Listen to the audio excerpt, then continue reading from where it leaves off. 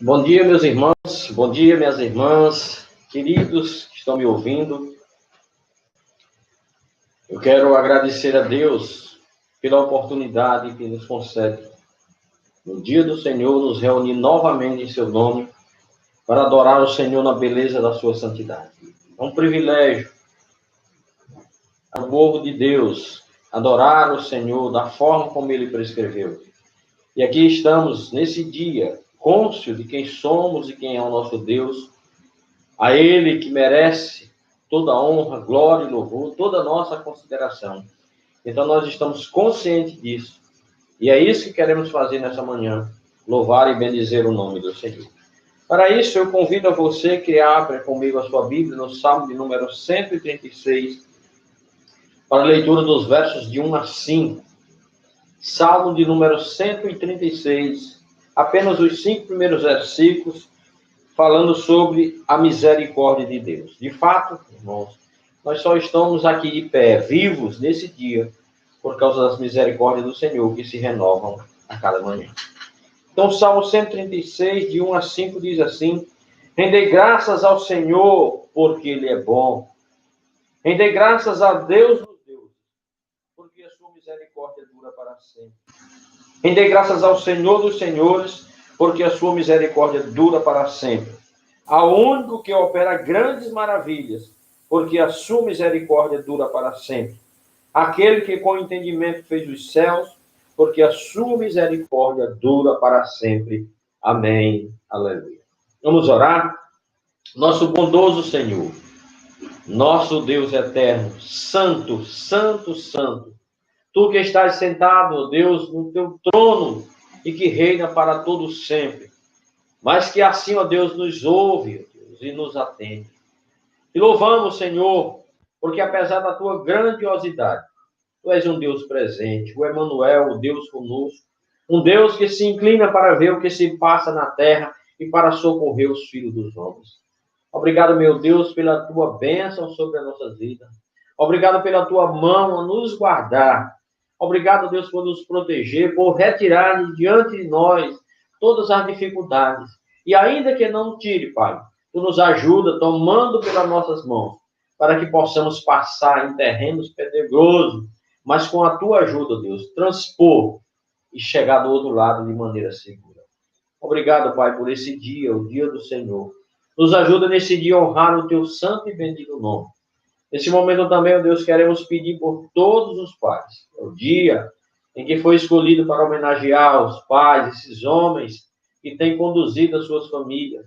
Portanto, pedimos as bênçãos do céu sobre a vida de cada um deles.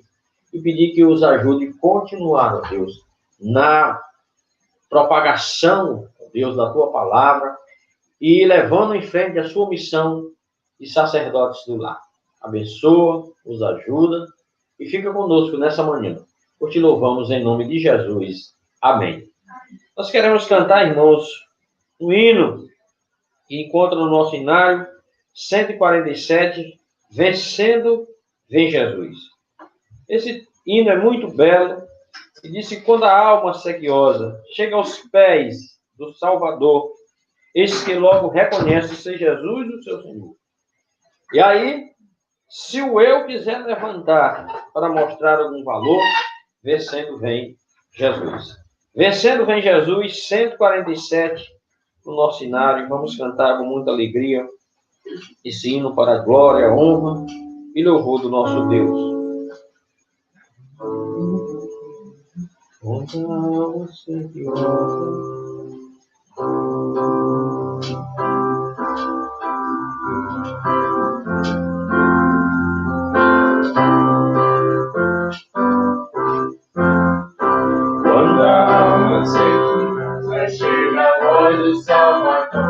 Eis que logo reconhece ser Jesus o seu Senhor, mas sou eu que levantar e mostrar algum valor, vencendo vem Jesus. Glória, glória, aleluia, glória, glória, aleluia, glória, glória, aleluia. Vencendo vem Jesus. Este mundo havemos crentes de ter sempre algum pesar. Mesmo tantos sabores, nossa paz vem perturbar. Mas se o mal nos ameaça, de alegria nos roubar, vencendo vem Jesus. Glória, glória, aleluia. Glória, glória, aleluia. Glória, glória, aleluia. Vencendo vem Jesus. Magnificemos, luta por fazer o seu. Muitas vezes nos assalta procura Deus sem a graça do bom Deus, vencendo vem Jesus. Glória, glória, aleluia. Glória, glória, aleluia. Glória, glória, aleluia. Vencendo vem Jesus. Amém. O apóstolo João, na sua primeira carta, a partir do verso 5 do primeiro capítulo, ele disse: ora, a mensagem que da parte dele temos ouvido e vos anunciamos é esta, que Deus é luz e não há nele treva nenhuma. Se dissermos que mantemos comunhão com ele e andamos nas trevas, e andarmos nas trevas, mentimos e não praticamos a verdade. Se, porém, andarmos na luz, como ele está na luz, mantemos comunhão uns com os outros, e o sangue de Jesus, seus filhos, nos purifica de todo e qualquer pecado. Vamos confessar a ele os nossos pecados, pedir misericórdia, porque somente o sangue de Jesus pode nos perdoar. Feche aí os seus olhos, cubra as suas cabeças e ore ao Senhor comigo nessa hora. Nosso Deus e Pai, mais uma vez, Pai, entramos na tua presença, humilde, ó Deus, reconhecendo que somos pecadores e infiéis para contigo. O Senhor, todavia, se mantém fiel, porque Deus não pode mentir, não pode negar a si mesmo. Portanto, ó Deus, na tua presença, queremos confessar os nossos pecados, dizer que temos atentado contra a tua santidade, que temos cometido inúmeros pecados, mas nos arrependemos, e aqui estamos, ó Deus, contritos na tua presença, pedindo que nos perdoe, que nos aceite, ó Deus, diante de ti, inculpáveis. E por que isso? Porque clamamos que nos aceite por causa daquilo que Jesus fez, do seu sacrifício na cruz do Calvário. Confiando nisso, nós pedimos perdão e pedimos que nos purifique e nos torne mais alvo do que a neve, porque assim, pelo sangue de Cristo, nós somos cobertos dos nossos pecados. Abençoa-nos nesse dia e nos ajuda em tudo, em nome de Jesus. Amém. Ainda, meus irmãos, em 2 Coríntios 5:17 diz assim: e assim, se alguém está em Cristo, nova criatura é. As coisas antigas se passaram, e eis que tudo se fizeram novo. Portanto, nós estamos em Cristo Jesus. Os nossos pecados foram apagados, e nele nós estamos mais branco, mais alvo do que a neve, porque nós somos nova criatura em Jesus. E nós queremos cantar a partir de agora um cântico, apenas um nessa manhã, antes da nossa lição. É justamente esse cântico de meu Jesus Salvador, outro igual não há. Nós sabemos que não há um Deus como o nosso, não há outro Senhor como o nosso, e não há ninguém que se iguale a Deus.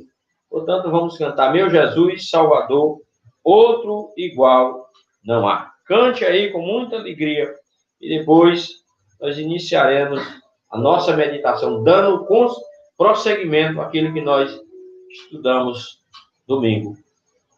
Vamos cantar.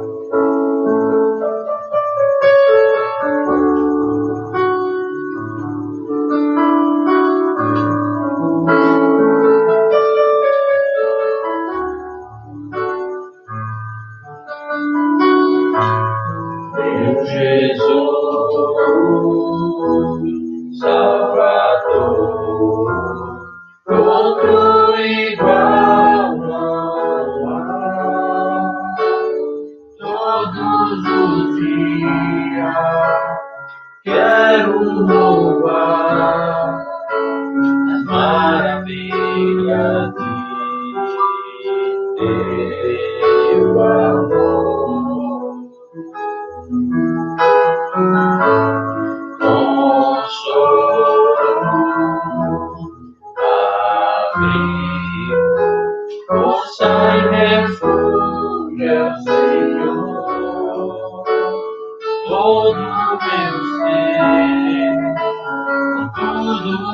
sou, sempre te adorarei.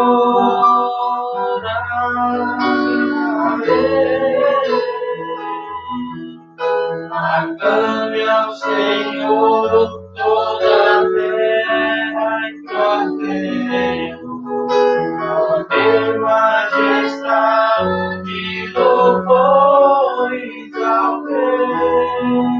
Montanhas se prostrem, os mares ao som de teu nome.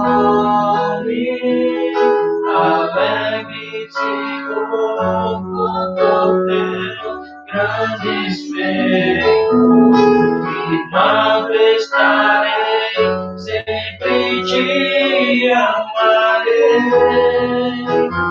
Incomparáveis são tuas promessas.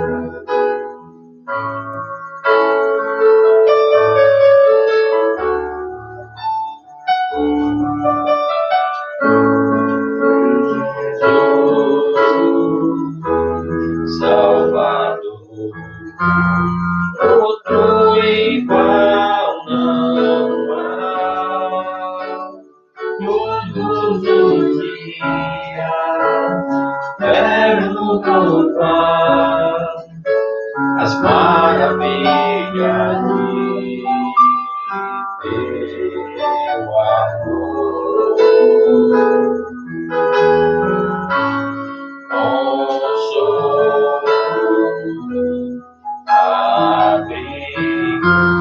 Força e refúgio é o Senhor, todo meu ser, tudo que sou, sempre te adorarei.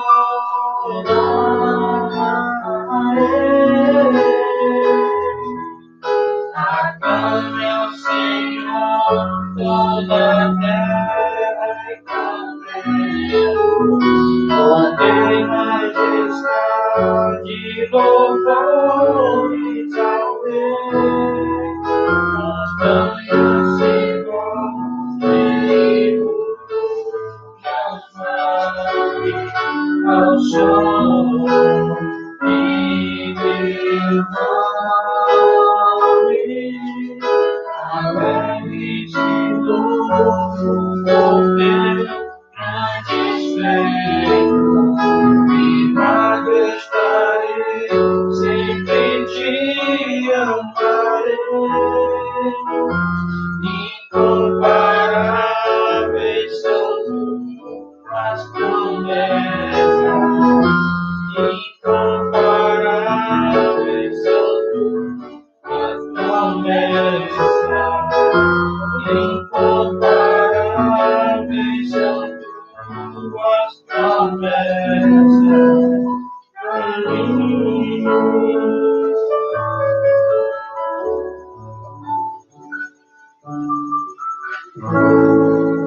Amém. Vamos orar, pedindo a Natanael que nos leve a Deus em oração, pedindo ao Senhor que nos acompanhe, que nos ajude e que abra nossas mentes para a compreensão daquilo que nós estudaremos a partir de agora. Vamos orar com a Natanael. Maravilhoso Deus, Santíssimo, Perfeito, Trindade bendita, cuja presença agora estamos e a mesma estamos orando neste momento.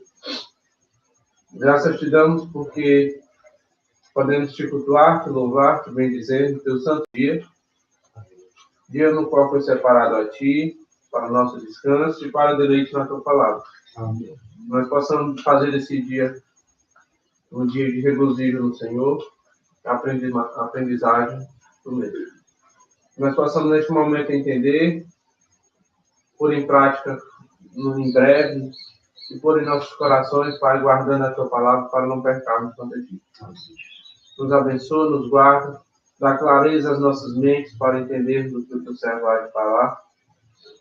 Ponha também na boca dele somente o que tu queres somente o que é palavra do Senhor. Amém. Nos abençoa, ajuda a compreensão de cada um dos irmãos em suas casas e abençoa para esse dia, que em breve estaremos, se for da tua vontade, na tua casa. Nos abençoa, em nome do teu filho amado Jesus Cristo. Amém. Amém. Amém. Meus amados, mais uma vez, quero parabenizar meus queridos irmãos,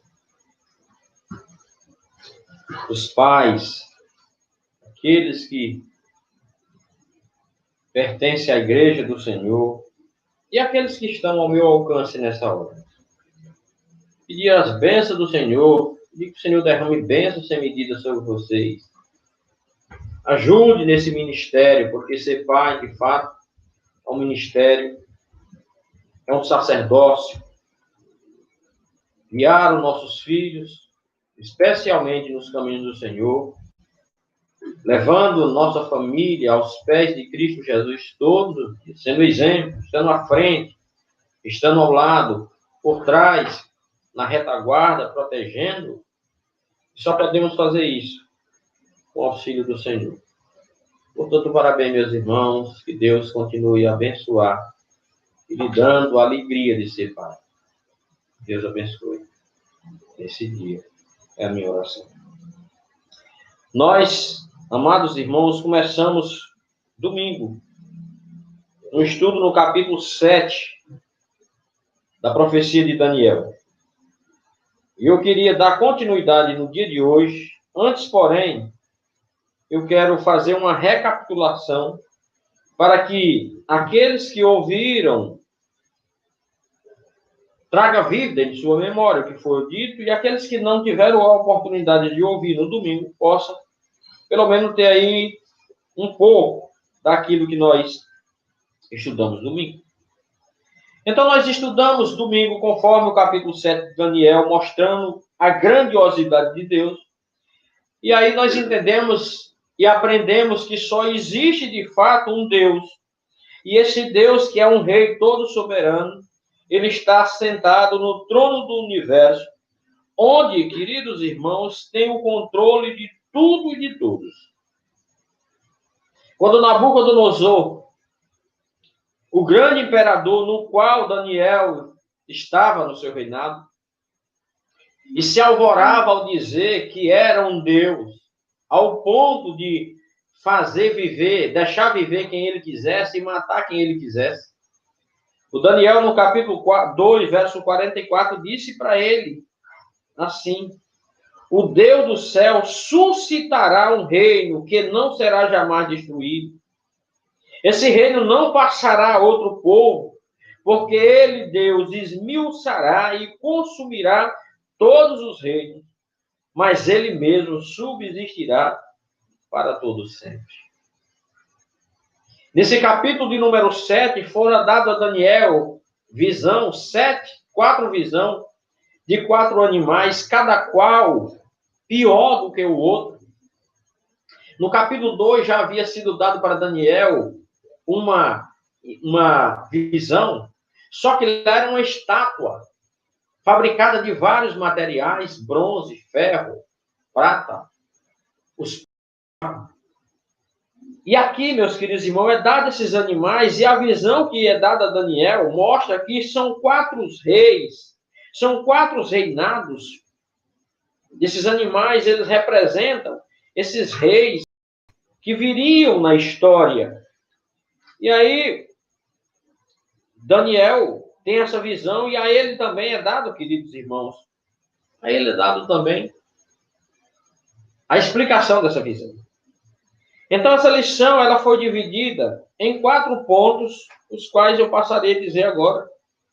O primeiro ponto dessa lição, que encontra-se aqui, e eu já falei domingo e vou repetir, o primeiro ponto dessa lição é: reis vêm e reis vão.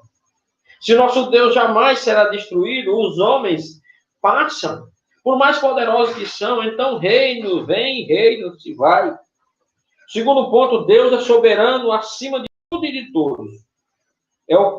Esse ponto nós começamos a estudar e vamos concluir hoje os restantes, que é treinando a igreja, irmãos, treinando o povo de Deus no meio das aflições e, no final, a recompensa que virá porque Deus não é injusto para não abençoar o seu povo. É mais ou menos isso. Mas nós vimos também no domingo, irmãos, e eu estou aqui recapitulando, que enquanto a igreja de Deus estiver aqui nessa luta, a igreja militante do Senhor estiver aqui nessa luta, lutando todos os dias para sobreviver e para ser fiel ao Senhor, Deus está preparando o seu filho e mandará em breve para resgatar a igreja. O tema da lição que nós estudamos, começamos a estudar domingo e terminaremos hoje, é a seguinte: aguente firme, irmão, diante da sua luta, porque o rei está a caminho. O primeiro ponto da nossa lição, rei vem, rei vão. E foi justamente aqui que Daniel viu 4 reinos, meus queridos irmãos, consecutivos, que prosseguiriam na história. 4 impérios, a saber, o Império Babilônico, o Império Medo-Persa, o Império Grego e o Império Romano. Esses reinos que ele viu, aqui vislumbram, queridos irmãos, a continuidade da história da redenção. Por quê? Em meio a todos esses reinos e reis, Deus não se esqueceu do seu povo e o seu governo absoluto permanece para sempre. Diante do sofrimento que o povo de Deus passou, poderiam pensar que Deus havia esquecido, mas Deus jamais se esqueceu do seu povo e Deus jamais se esquece do seu povo. Deus é soberano. Quando o povo estava lá no Egito, 400 anos de escravidão, Deus não se esquecia do seu povo. Deus estava lá e via a sua aflição. Portanto, meus queridos, aqui, o verso de 1 a 8 descreve a visão desses 4 animais ferozes, um pior do que o outro. E aí, o Daniel tem a visão desses 4 animais, que o primeiro é um leão com a cabeça de ouro, fazendo uma comparação com a estátua que ele havia visto. O segundo animal é um urso com peito e braços de prata, conforme a imagem que ele tinha visto lá também. O terceiro animal que ele vê é um leopardo com o ventre e o quadris de bronze, que a imagem que ele havia visto no capítulo 2 é semelhante. E o quarto, irmãos, não tem uma descrição, porque Daniel ficou tão aterrorizado que ele começa a mostrar esse animal, ele vê chifres, e 10 chifres, e ainda um chifre no meio, um chifre pequeno, e ele não diz qual é a formação, o modelo, ou que animal representa essa imagem que ele viu. Só diz que é terrivelmente, essa quarta-feira que ele viu. E aí, nós chegamos no segundo ponto, que mostra a soberania de Deus, o nosso Deus soberano. Esse Deus, meus queridos irmãos, que é todo-poderoso, esse Deus que está acima de tudo e de tudo, Daniel vai ver aqui no verso 9 a 14, porque mostra que esse cenário agora é mudado. Ele sai daquela visão dos 4 animais e ele chega agora nessa visão, dessa quarta-feira, e que chama atenção. Por quê? Porque sai daquela visão e chega diante de uma imagem que é o ancião de dias e o filho do homem e a sua tremenda e incomparável glória. E aí nós vemos que, apesar do aspecto de força daqueles 4 animais que Daniel viu de uma forma aterrorizante, mas perto do ancião do dia, a diferença de esplendor seria como, e ele compara aqui, o autor da lição, como uma lanterna diante da luz do sol. Apesar da grandiosidade, da ferocidade desses animais, se for comparado com luz, com poder, e ele pega aqui e compara, a luz desses animais seria mais ou menos de uma lanterna em relação ao ancião do dia, que é comparado com o sol. Portanto, meus queridos irmãos, as 2 vistas que Daniel teve aqui, ou as 2 visões, a do ancião do dia e a do filho do homem, ele mostra de fato que esse é Jesus Cristo. O ancião dos dias está sentado em um trono flamejante, com vestes brancas e cabelos como lã. Havia um rio de fogo diante dele, e incontáveis seres celestiais. O filho do homem, no entanto, é descrito nesse momento um pouco menos singelo. A sua aparência não é tão gloriosa ainda, porque Jesus Cristo, quando ele viu aqui, irmãos, ele já está sentado à glória. Mas Deus dará a ele, e Deus já o exaltou. E quando isso aconteceu, foi quando Deus levou Jesus Cristo, depois que ele venceu e foi ao seu Pai, está sentado ao lado de honra do seu Pai, onde tudo é colocado diante dele. E ele tem tudo, porque tudo foi feito para ele. Portanto, o Filho do Homem é tão glorioso e digno, quanto o seu fulgor divino. E esse é Jesus Cristo, a quem servemos. Dito isso, irmãos, eu quero convidar para darmos uma lida novamente em Daniel, não em todo o capítulo, que são 28, mas possamos ler apenas dos versos 23 ao final, que é o verso 28. Daniel, capítulo 7, dos versículos 23 até o verso de número 8. Eu sei que você está com sua Bíblia aberta, se não tiver, eu vou esperar um pouquinho, para que você abra e permaneça com ela aberta. Daniel, capítulo 7, dos versos 23 a 28. Porque assim diz a palavra do Senhor, a partir do verso 23. Então ele disse: o quarto animal será um quarto reino na terra, o qual será diferente de todos os reinos, e devorará toda a terra, e a pisará os pés e fará em pedaços. Os 10 chifres correspondem a 10 reis que se levantarão daquele mesmo reino. E depois dele se levantará outro, o qual será diferente dos primeiros, e abaterá os 3 reis. Proferirá a palavra contra o Altíssimo, magoará o santo, ou os santos do Altíssimo, e cuidará em mudar os tempos e a lei. E os santos lhe serão entregues nas mãos, por um tempo, 2 tempos e metade de um tempo. Mas depois se assentará o tribunal para lhe tirar o domínio, para o destruir e consumirá até o fim. O reino e o domínio e a majestade dos reinos debaixo de todo o céu serão dados.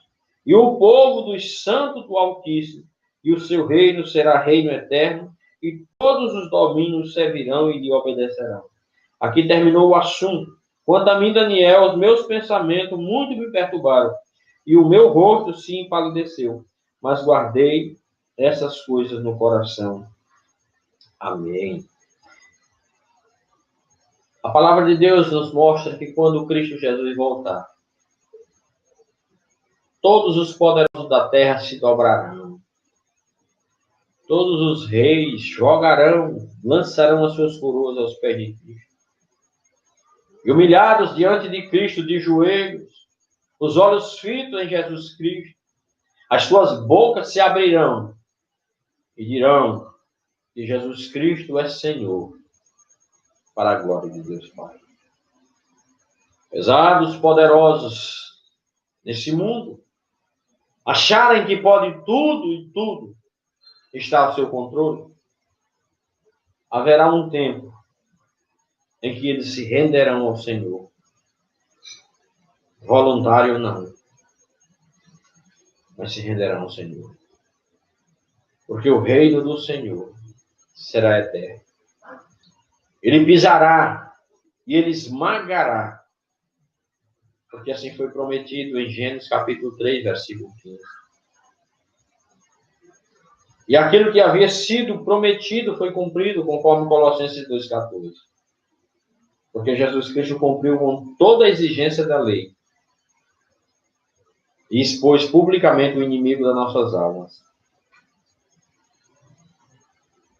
Ele que feriu o seu calcanhar teve a sua cabeça esmagada. Mas a vitória completa se dará na volta única de Cristo Jesus, quando todos se renderão a Ele. E a sua glória final será demonstrada a todos.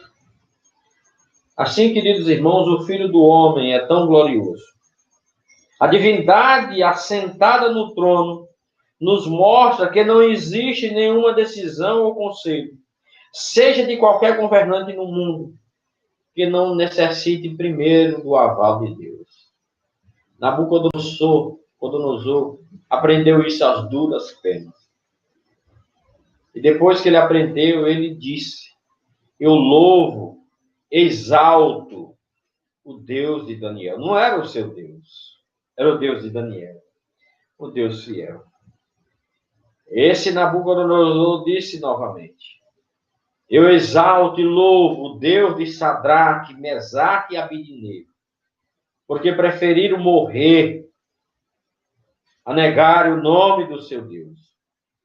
Preferiram ser provados por um poderoso rei, mas não negaram o nome do seu Deus. E por isso eu louvo e exalto o nome desse Deus. Portanto, meus queridos irmãos, a palavra do final não pertence à Babilônia.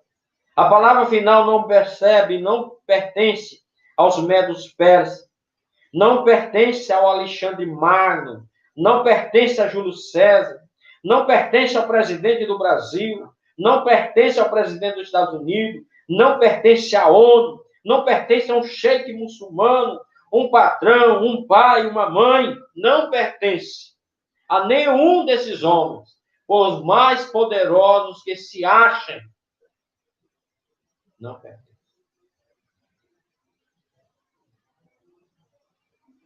Tudo depende direto e exclusivamente da permissão e autorização do ancião de dias. Embora ele seja, meus irmãos, autossuficiente, ele se faz serviço de anjos e seres espirituais excelentes, criados por ele para ministrar diante dele. Deus não precisa de você, Deus não precisa de mim. Mas que alegria e que honra para nós, que privilégio, poder servir a esse reino, poder servir a esse Deus tão poderoso, que o céu dos céus não pode conter. Mas esse Deus, que digna de ser servido por nós, nos criou para isso, para o louvor da sua própria glória. O Filho do Homem, irmãos, tem uma identidade misteriosa, porém vinculada ao ancião. O texto nos mostra que os anjos são citados de modo genérico, mas o Filho do Homem não. Ele tem uma comunicação íntima e profunda com o ancião, a quem somente a ele dirige.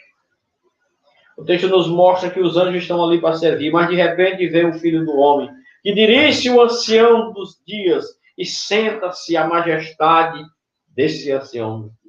Deus elevou seu Filho. E depois de ele ter vencido e dito, Pai, está consumado, em tuas mãos entrego o meu espírito, Deus o recebeu, Deus o elevou e o fez assentar, apesar de ter sido sepultado ao terceiro dia, Deus o ressuscitou e lhe deu um nome, que está acima de todos os nomes, para que tudo e todos se dobrem diante dele. Tudo depende do nome. E ele tem essa honra, está sentado ao lado direito do ancião de dia, que é nosso Deus. Essa característica é dada a Cristo, meus irmãos, e somente a Ele, para demonstrar a humanidade do Messias. O Emanuel, o Deus conosco. Isaías capítulo 9. Porque o menino nos foi dado, uma criança foi dada a nós. O governo estava sobre os seus ombros, e o seu nome será Maravilhoso Conselheiro, Deus forte, Pai da eternidade e Príncipe da paz. Todos verão e se alegrarão. E quando foi dada a visão aos pastores, ele viu os anjos cantando lá naquele deserto. E disseram os anjos, tocando com suas trombetas e cantando, glórias a Deus nas maiores alturas. Mas veja bem, e disse, e paz aos homens, a quem Deus quer bem. A promessa do nascimento de Cristo já nos trazia paz. Depois que Jesus Cristo foi morto, os discípulos estão trancados em um cenáculo amedrontado. E esse Jesus Cristo, que é a paz, que é a nossa paz, se achega no meio e diz, paz seja convosco. E antes de Jesus Cristo ser assunto dos céus, ele disse, a minha paz vos dou, não vos la dou como o mundo a dá. Paz seja convosco. Esse é o Deus da paz, a quem servimos. Paz que Deus deu a todos os homens, a quem Ele quer bem. É por isso que essas características mostram a humanidade do Messias. Cristo é retratado como o Filho do Homem e não como um animal. Ele viu, Daniel teve essas visões e teve essa quarta visão. Por isso que não é retratado aqui essa quarta visão desse poder tão grande, mas não é dado ao animal.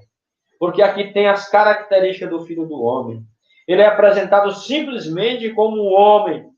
Jesus não revela a sua glória por meio do seu fulgor e do seu poder celestial, pela tremenda majestade que é capaz de cegar os homens. Qual é a visão que ele teve? É desse Deus tão brilhante. Quando nós olhamos Apocalipse, nós vemos, meus irmãos, essa luz capaz de encandear e até cegar a mente humana, a visão humana. Esse é Jesus. Os pés polidos de bronze, a veste branca resplandecente. Essa luz que veio ao mundo e o mundo não recebeu. Porque esses homens amam mais as trevas, porque a luz evidencia os seus pecados. Mas essa é a luz do mundo, a qual João Batista veio anunciar. Essa é a luz já que é evidente em nós, em nossas vidas. E nós, queridos e amados irmãos, estamos aí a propagar.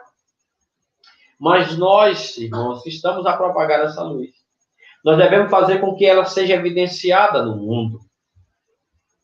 É o que nos diz o próprio Senhor Jesus em Mateus. E assim brilha a vossa luz diante dos homens. A luz que eu tenho não é própria, é a luz de Cristo em mim.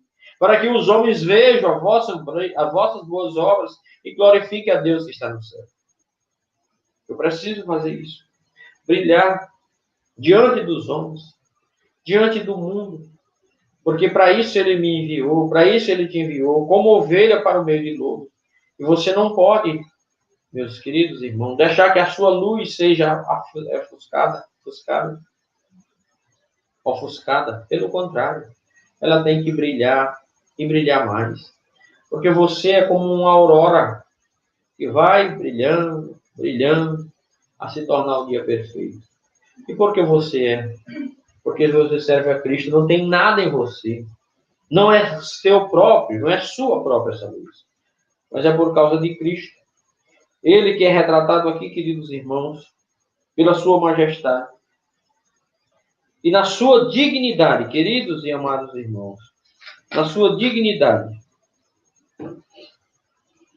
ou a sua dignidade não está em sua aparência.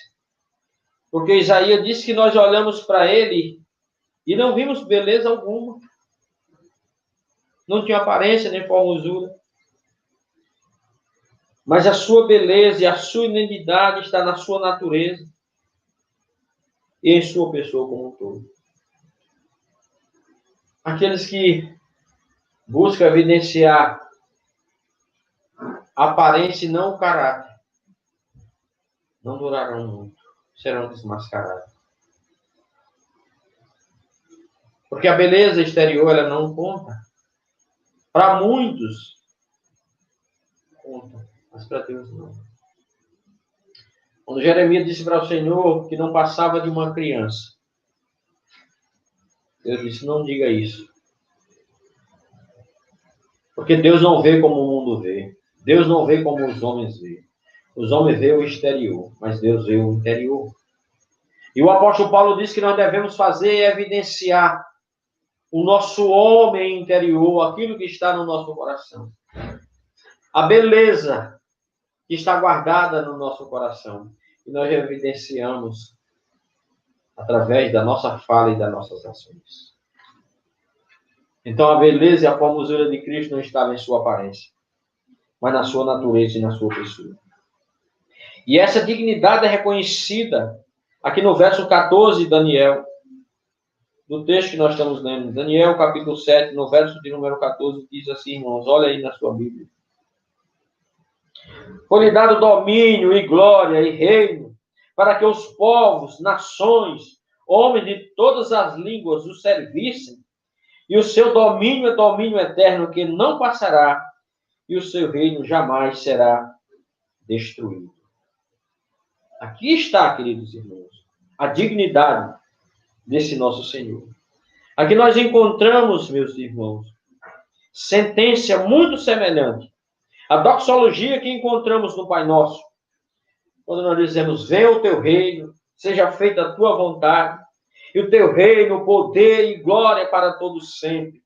E o poder de Deus é universal, é ilimitado, é eterno, de modo que todos estão debaixo do seu domínio, da sua realeza. Ninguém escapa, ninguém foge. O Salmo 139, o salmista diz: para onde fugirei da tua presença? Para onde me ausentarei, ó Deus? Se eu subo os céus, lá está. Se eu desço o mais profundo abismo, lá está também. Se eu digo as trevas com efeito me encobrirão, para ti, ó Deus, as luzes e as trevas são as mesmas coisas. Portanto, ele disse: como é assombrosa essa tua grandiosidade, esse teu poder e esse conhecimento. Eu não posso prescrutar. Porque esse nosso Deus, irmãos, é tão grande. E tem poder sobre tudo e sobre tudo. E tudo está no controle das suas mãos. Portanto, o nosso sofrimento, a nossa alegria, a nossa satisfação, tudo está aos olhos de Deus. Tudo, meus irmãos. Não passa. Nada passa desapercebido do nosso Senhor. Aqui nós chegamos ao terceiro ponto da nossa lição, que é treinando a igreja por meio da aflição.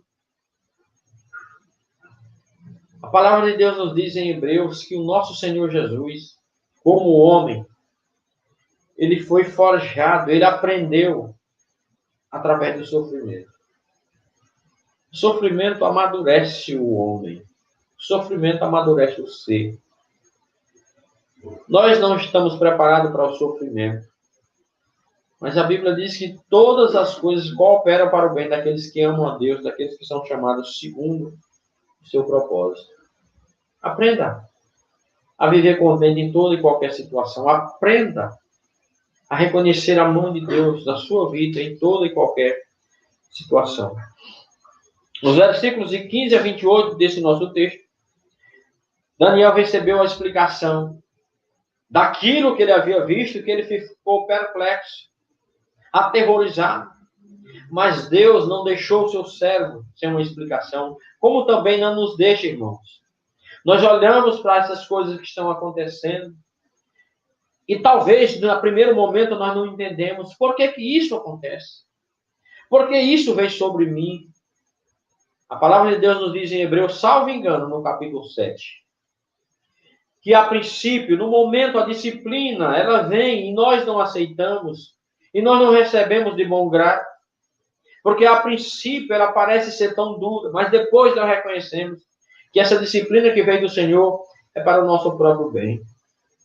Deus nos disciplina porque nos ama. Então nós podemos até não entender no início, mas depois iremos entender. Portanto, a igreja do Senhor, irmãos, enquanto ela estiver aqui na terra, a igreja militante, ela passará por muita dificuldade. Mas deixa eu dizer para você que enquanto ele estava abatido, Daniel, ele estava ali cabisbaixo. Mas eu digo para você que mesmo em meio ao cansaço, meus irmãos, isso nos ensina que quando estivermos confusos diante dos mistérios de Deus, busquemos, pois, nos aproximar e buscar uma explicação na própria lei do Senhor, em oração, em leitura da palavra, nos rendermos ao nosso Deus. Senhor, eu não estou entendendo isso. Por que isso está acontecendo? Se for do teu agrado, Senhor, esclarece a minha mente. Esclarece a mente do teu povo. Por que eu estou passando? E se eu estou passando isso, Senhor, eu te agradeço. É porque o Senhor sabe que eu posso resistir. Porque a mesma palavra de Deus diz que não vem sobre nós nenhuma provação que não seja humana. E quando Deus me manda e te manda uma provação, Ele também te manda o escape. Ele te dá meios para que você possa resistir. Assim, queridos irmãos, de modo sucinto, a explicação dos versos 17 e 18 do nosso texto diz assim: estes grandes animais, que são quatro os reis que levantarão a terra. Verso 18. Mas os santos do Altíssimo receberão o reino e o possuirão para todo sempre, de eternidade em eternidade. Por que isso, irmãos? Porque nós iremos estar com o nosso Senhor Jesus para todo sempre. e estaremos assentados com ele.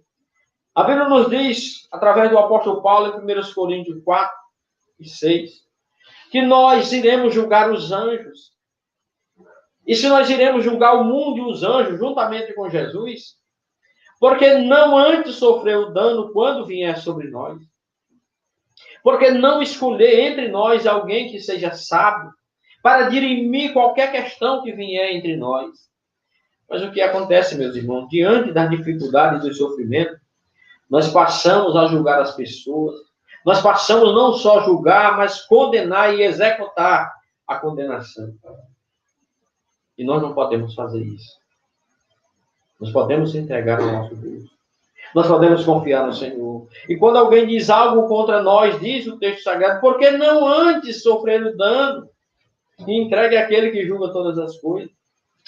Então mostra aqui, queridos irmãos, que será dado aos santos do Altíssimo reinos, porque estaremos com Cristo, mas Ele é o soberano.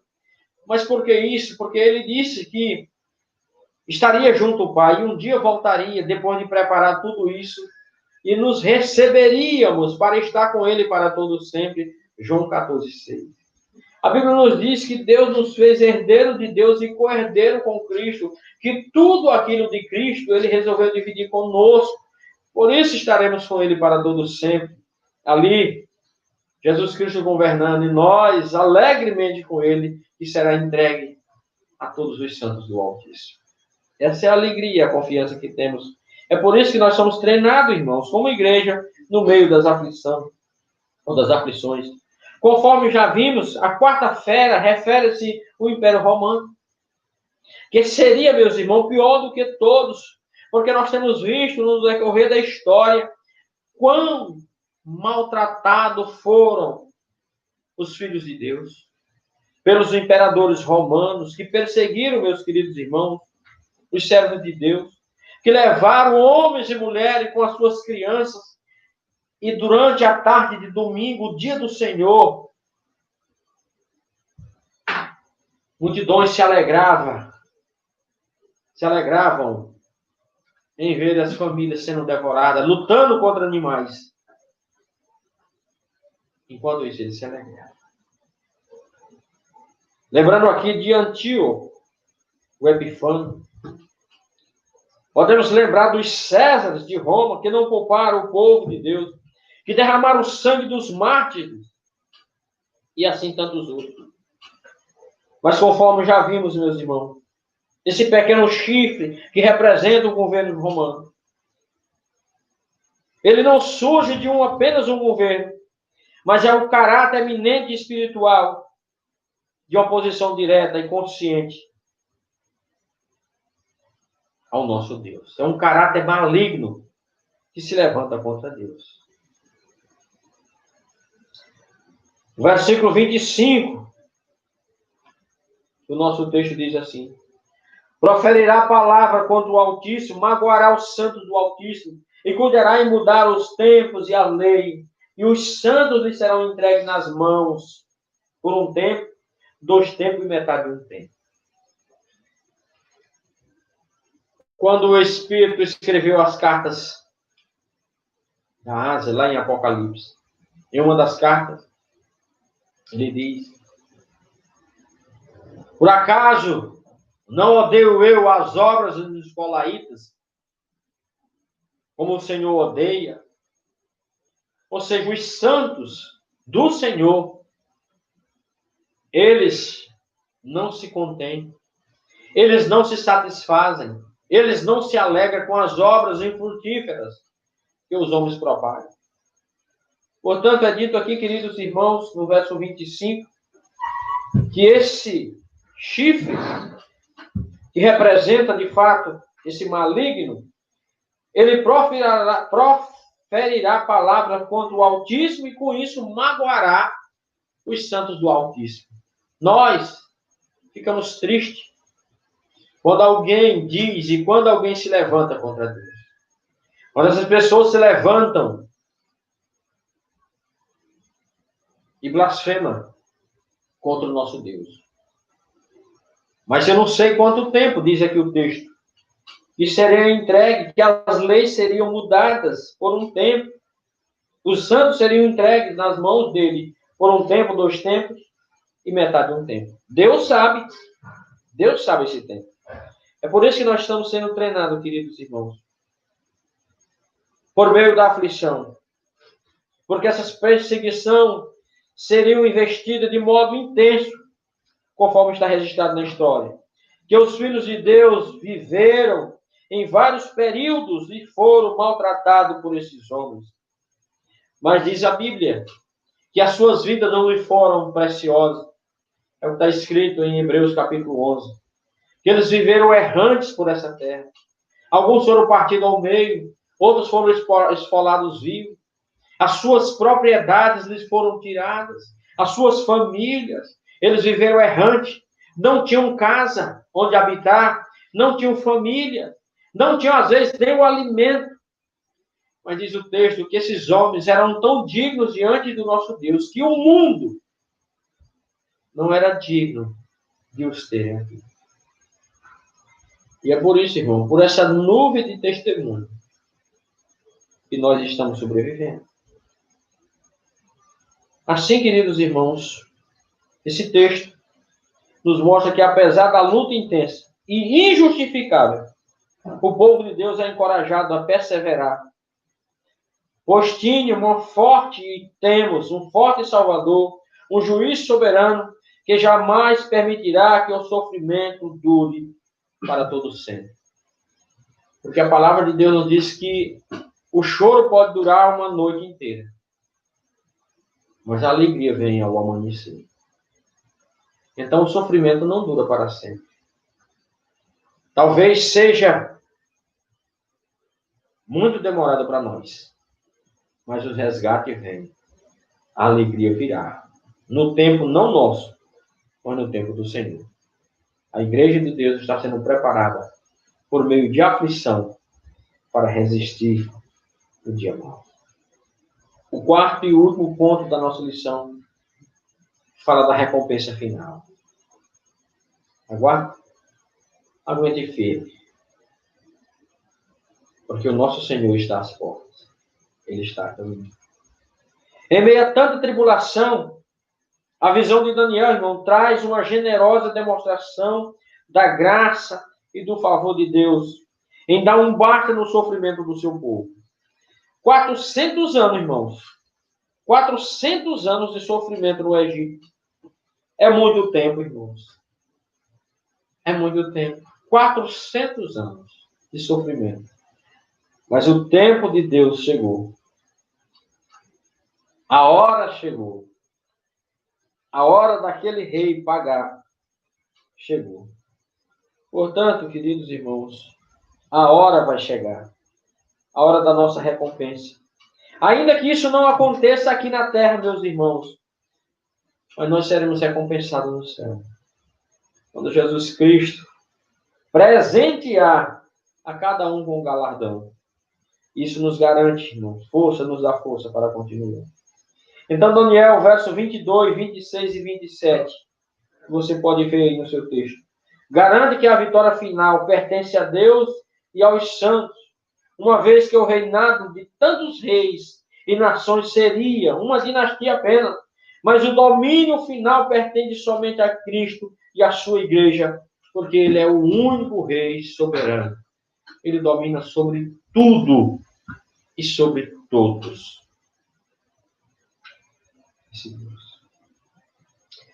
João Calvino, irmãos, ele fez uma importante aplicação desses versículos finais do capítulo 7 de Daniel. João Calvino disse o seguinte: como é que Deus seria, meus queridos irmãos, venerado e reconhecido em todo o mundo? Então João Calvino disse: a mensagem do reino de Deus saiu a conquistar súditos por todos os santos do mundo, levando homens e mulheres de todas as tribos, línguas, povos e nações a se curvarem diante do único e verdadeiro Rei, Jesus Cristo. O Evangelho de Deus que chegou a lugares longínquos, inimagináveis. e que homens e mulheres de todas as línguas, tribos, povos e nações, ao receber esse evangelho, se rende ao senhorio de Cristo. Olha, irmãos, o apóstolo Paulo foi contratado para disseminar, destruir a igreja do Senhor. E o apóstolo Paulo só conhecia um rei, era César. Só a ele o apóstolo Paulo chamava Senhor. Quirion, César. Mas no capítulo 9, quando ele está a caminho de Damasco, respirando morte, esse Senhor, que todos se dobrarão, apareceu Paulo, cegou aquele homem, Saulo de Tarso, se derrubou do cavalo. Aquele homem que só se referia ao Senhor, César. Ele agora disse, Quirion, Senhor, quem és tu? E Jesus disse, eu sou Jesus, a quem tu persegues.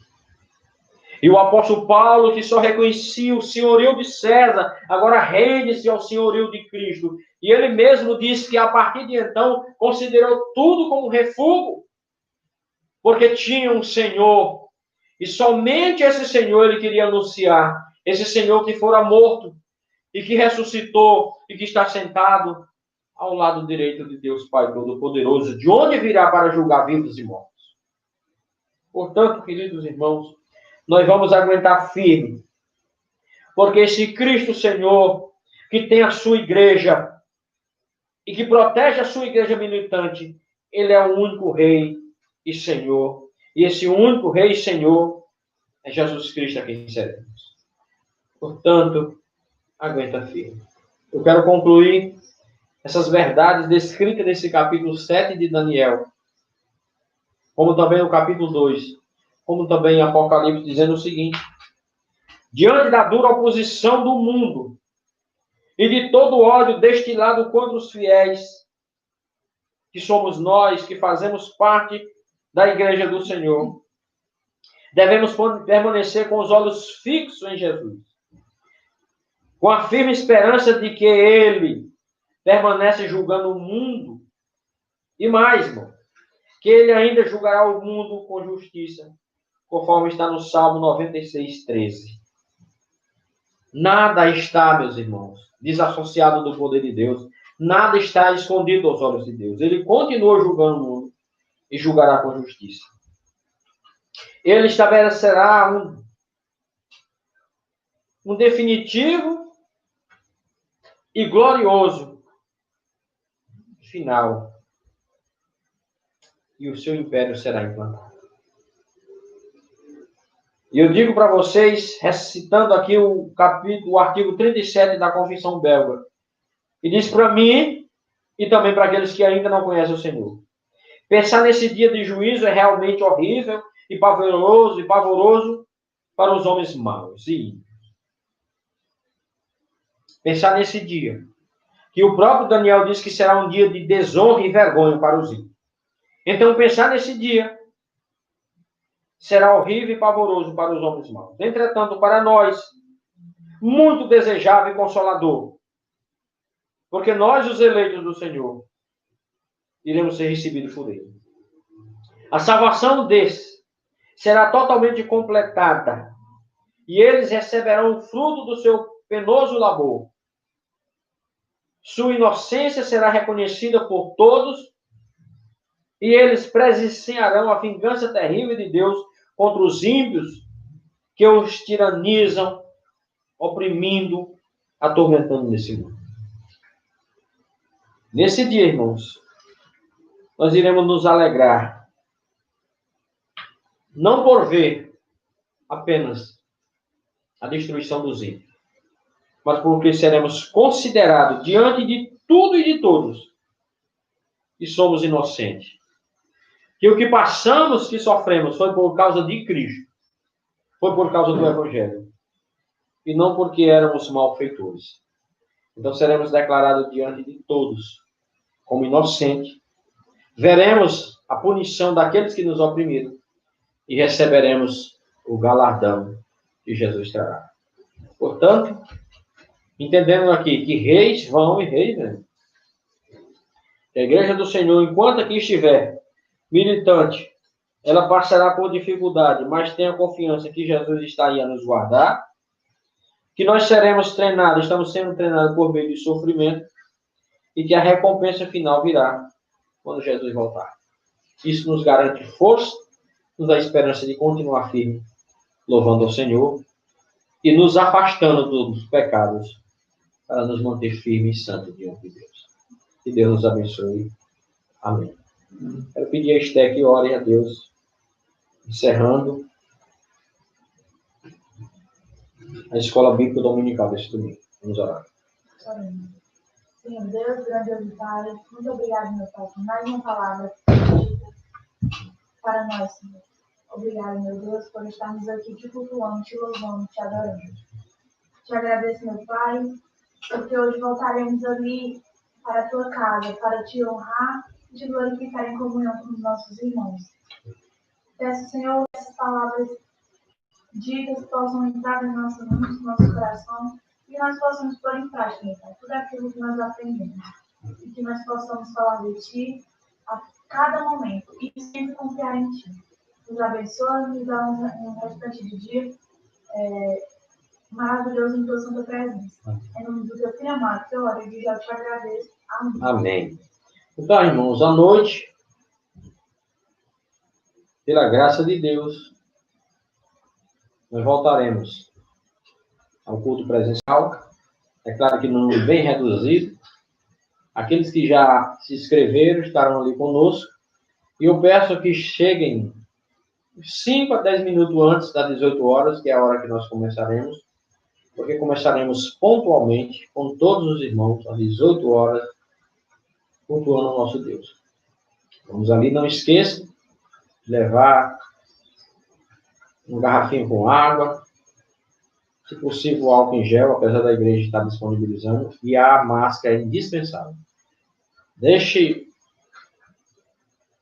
relógio, se possível, bolsa, carteira, e leve a sua Bíblia, aquele que já foi avisado. Então, até mais tarde, no nome do Senhor.